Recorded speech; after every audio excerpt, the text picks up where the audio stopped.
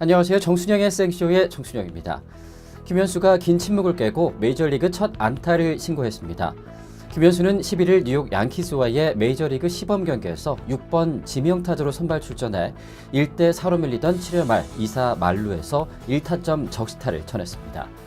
2회 선발 브라이언 미첼을 상대로 첫 타석 2루 땅볼을 기록한 김현수는 4회 두 번째 투수 카일 헤인즈를 상대로 해서 몸에 맞는 공으로 출루를 했는데요. 김현수는 JJ 하디 타석에서 헤인즈의 폭투로 2루까지 갔고 조나단 스쿱 타석 때 나온 수비 실책으로 3루까지 진루하긴 했지만 후속타 불발로 득점에는 결국 실패하고 말았습니다. 6회 옛 두산 시절 동료이기도 하죠. 앤소니 스와잭을 상대로 중견수 뜬공에 그쳤던 김현수는 7회 말 네 번째 타석에서 드디어 안타를 기록했습니다.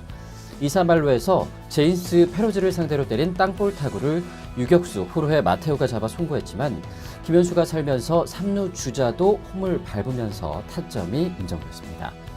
김현수는 트레이 만치니로 대주자 교체됐고 볼티모어는 이어진 스티브 톨레슨의 2타점 좌전 적시타로 동점을 만들면서 4대4 무승부로 끝내게 됐습니다.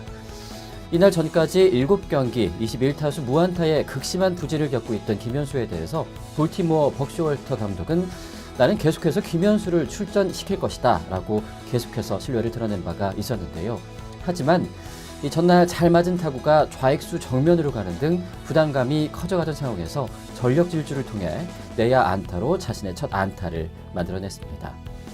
김현수는 오랜 부진에 이어서 첫 안타가 터지면 그 이후에 아주 단숨에 컨디션을 끌어올린 경우가 많았었는데요. 한 경기 첫 출루, 첫 안타, 첫 타점을 모두 맛보면서 부담감을 털어낸 순간이기도 했습니다. 앞으로도 큰 활약 기대해 보겠습니다.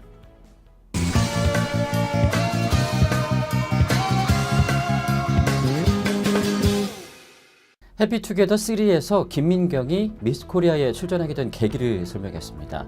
지난 10일 방송된 KBS ETV 해피투게더 3는 해치지 않아요 특집으로 꾸며졌는데요. 남궁민, 박하나, 조은숙, 김민경이 출연을 해서 아주 걸출한 입담을 뽐내기도 했습니다.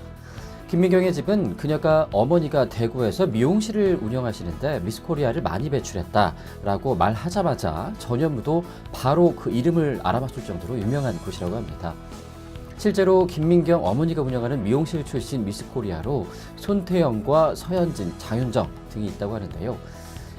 김민경은 미스코리아 당시에 몸에 8억을 들였다라는 소문에 대해서 쌍꺼풀만 3번 했다라면서 고등학교 졸업 후에 미스코리아 당선된 후였다. 하지만 10년 후에 눈이 너무 소세지 같아서 재수술을 감행하게 됐다라고 솔직하게 털어놓기도 했습니다. 이어서 김민경은 어머니가 미용실 원장님인 것에 대해서 어머니가 대구에서 미용실을 하신다며 어머니께서 파란 수영복과 은색 구두를 신겨주시더니 딸이 대회에 나가주면 아주 의미가 있을 것 같다라고 해서 나가게 됐다. 나중에 내가 욕을 너무 많이 먹으니까 엄마가 미안해 하셨다라고 과거를 회상하기도 했습니다. 또 김민경은 당선 다음 날 팬카페가 생겼다고 합니다. 6천 명이 하루 만에 생겨서 너무 좋아했는데 스크롤을 조금만 내리다 보니까 안티카페에 2만 명이 가입이 되어 있었다라고 해서 큰 웃음을 안기기도 했는데요. 한편 JTBC 무자식 상팔자 이후에 아주 긴 공백기를 가져왔죠. 김민경 씨는 과거 인터뷰를 통해서 미국 유학길에 오르는 것을 계획한 적도 있었다라면서 다가올 미래에 대해서 진지하게 고민하던 사연을 밝힌 바가 있었습니다. 이 인터뷰에서 김민경은 영어 공부를 좀 더 열심히 해서 미국을 갈까 하는 생각에 토플 학원도 끊고 하루 종일 공부에만 몰두하기도 했지만 적지 않은 나이와 또 연애나 결혼에 대한 생각도 명확하지 않은 상황에서 무턱대고 떠나는 것도 쉽지만은 않은 일이었다라고 밝히기도 했습니다.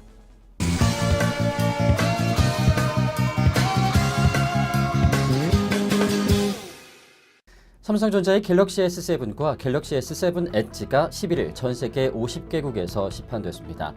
이번에 공개된 S7의 가장 큰 특징은 기존 갤럭시 S 시리즈에서의 장점들을 모두 더했다는 점인데요. 갤럭시 S7은 디자인과 카메라, 방수, 배터리 등 주요 성능을 최고 수준으로 끌어올렸다는 평가를 받고 있습니다. 여기에다가 출고가 역시 역대 갤럭시 S 가운데 가장 낮다고 하는데요. 갤럭시 S7과 S7 엣지는 두 모델 모두 최신 DSLR 카메라에 사용되는 듀얼 픽셀 이미지 센서가 적용이 돼서 어두운 곳에서도 밝고 선명한 사진을 찍을 수 있다고 합니다. 갤럭시 S5 때 도입이 됐다가 갤럭시 S6에서 빠진 이 소비자들의 한때 불만을 사기도 했었죠. 방수, 방진 기능은 국제 규격인 IP68 등급의 기능으로 보완을 해서 방수 가능 시간이 30분에 달한다고 합니다.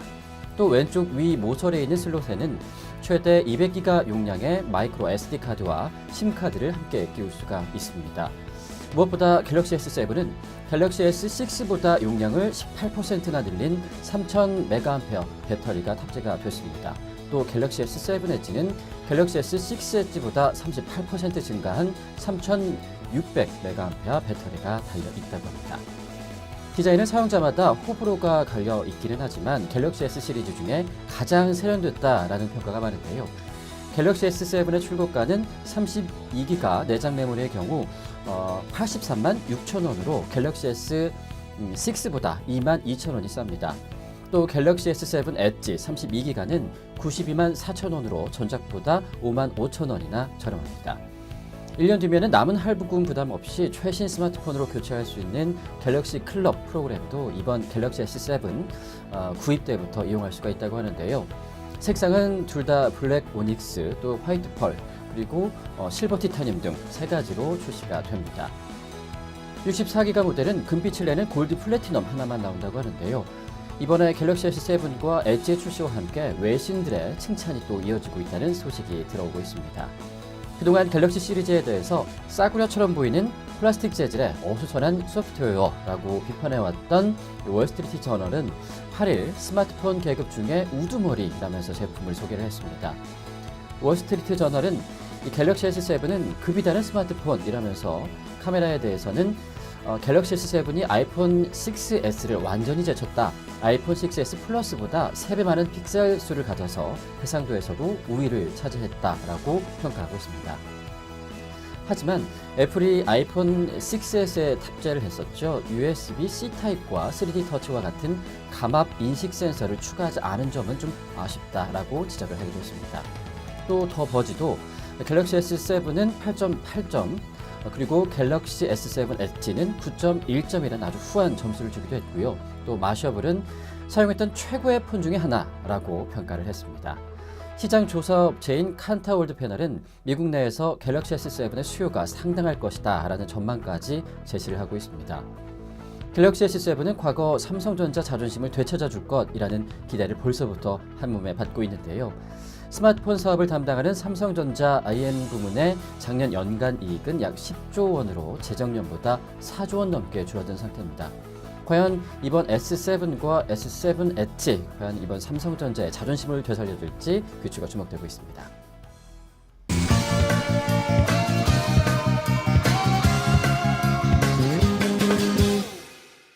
이세돌 구단을 2번 누른 구글 인공지능 알파고를 이길 수 있는 방법은 없을까요?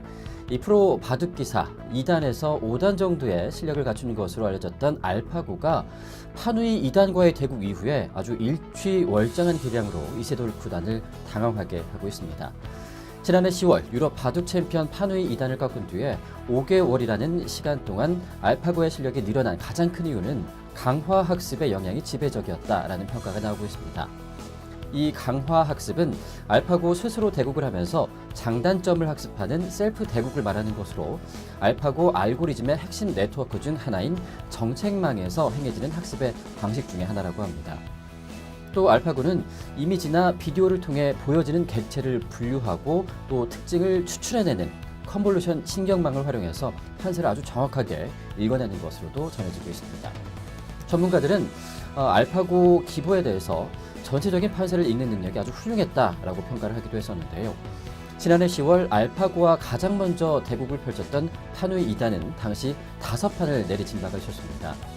판후이 2단은 당시 상황에 대해서 인터뷰를 통해서 사전에 알려주지 않았다면 나는 컴퓨터와 바둑을 두고 있다고 느끼지 못하고 사람과 바둑을 둔다고 생각했을 것이라고 회자를 한 바가 있었습니다. 또 판후이는 대국 내는 약간은 좀 특이하긴 했지만 아주 강한 기사와 바둑을 두는 느낌이었다라는 소감도 내놓기도 했는데요. 이에 따라서 전문가들은 판후이가 알파고에 패한 요인으로 심리적인 압박감을 들고 있습니다. 판후이 2단도 당시에 대국을 할수록 알파고가 실수를 저지르지 않는 완전체 같다는 느낌을 받았고 이는 아주 커다란 압박으로 작용했다라고 인터뷰를 한 적도 있었습니다. 실제로 이 알파고와 판후이 2단의 기보를 본 한 프로 기사들은 판후이가 100% 자신의 기량을 발휘하지 못했다라고 평가를 하기도 했었는데요. 앞으로 한 번만 더 치면 완전히 패하게 되는 이세돌 구단에게 과연 그 알파고를 이길 수 있는 돌파구는 없을까 궁금해하시는 분들 참 많으실 것 같은데 전문가들은 초중반에 승부를 봐야 한다라고 한 목소리를 내고 있습니다. 이세돌 구단은 2국이 끝난 뒤에 자신의 지난 2번의 대국을 통해서 중반 이후로 승부처가 넘어가면 참 어렵겠다라고 느꼈다면서 그 전에 승부를 봐야 한다라고 밝혔습니다. 또 유창혁 구단 역시 선택지가 많은 초중반의 알파고가 약한 모습을 보이고 있다. 대국 초중반에 무리하지 않는 모양의 그런 바둑을 두면서 어렵게 경기를 펼쳐나갈 필요가 있다라고 설명을 한 바도 있었습니다. 이세돌 구단은 11일 하루 휴식을 취하고 12일 오후 1시 알파고와 제3국을 갖게 되는데요. 이세돌 구단이 인공지능 알파고와의 대국에서 심리적인 압박감을 이겨내고 초중반 승리를 결정지을 수 있을지 전 세계인들의 관심도 집중되고 있습니다.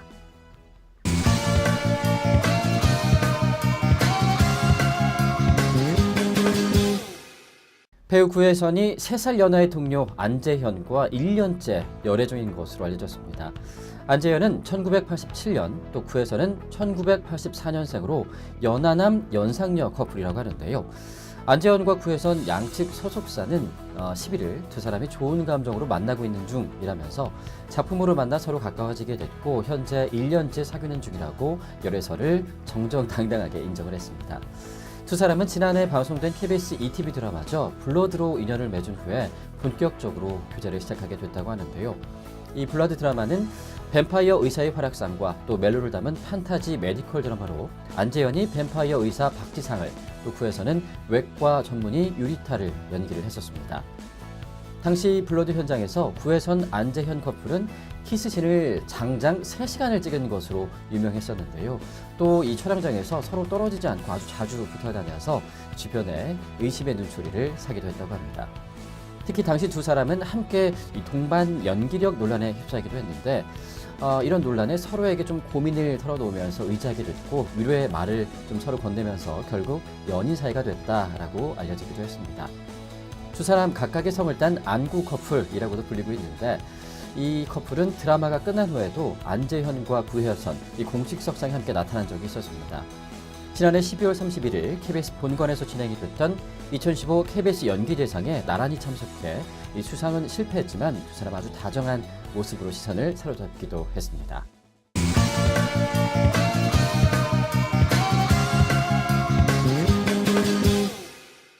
배우 김지원이 송중기, 송혜교, 온유와 이색 케미스트리를 발산하고 있습니다. 지난 9일 방송이 된 KBS ETV 수목 드라마 태양의 후예에서 군의관 윤명주 역으로 활약하고 있는 김지원이 송중기, 송혜교, 온유와 임팩트 있는 아주 찰떡 케미를 선보였다고 하는데요. 이날 방송에서 윤명주는 우르크에서 송중기, 송혜교와 오랜만에 재회를 했습니다. 그는 두 사람을 향해서 선배랑 결혼하러 왔습니다 라면서 능청스럽게 말했습니다. 이어서 명주는 자리를 급히 떠나려는 모연을 향해서 인사는 하고 가지 말입니다 라면서 손을 내밀었다고 합니다.